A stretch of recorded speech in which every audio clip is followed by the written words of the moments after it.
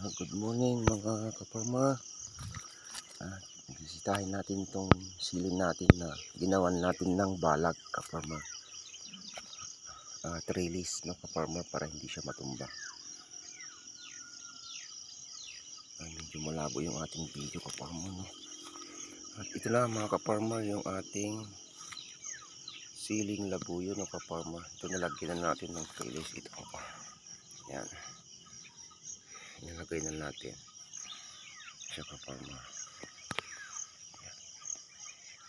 Yan ka-farmer, yung pinalabasan ng ating siling labuyo po. Yan, nakatayo na sila mga ka-farmer. Dahil nung hindi pa natin nalagyan ng ganito ka-farmer, yung marami yung natumba ka-farmer.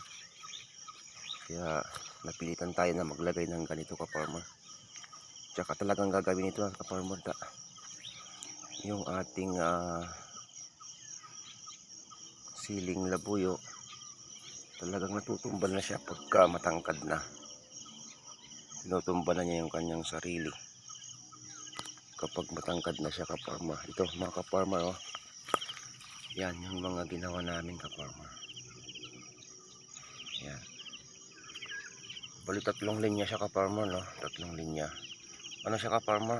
Alternate sa kabilaan. Dito, sa kabila, tsaka dito.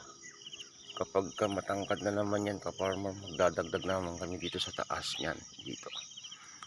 Dadagdag namin. Ayan ka-farmer. Yung ating siling labuyo. Pasensya na ka-farmer. Masyadong malabo yung video natin. Ayan ka-farmer. May bulaklak na rin ka-farmer. Marami na siyang bulaklak at bunga. Ayan. Silabasan na ka-farmer. Yung mga bunga niya oh.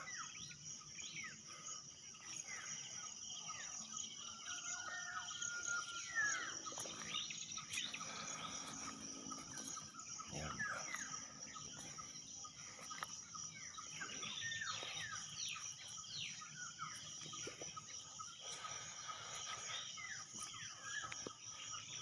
Ayan mga ka-farmer, hanggang sa muli ng ating pag-vlog.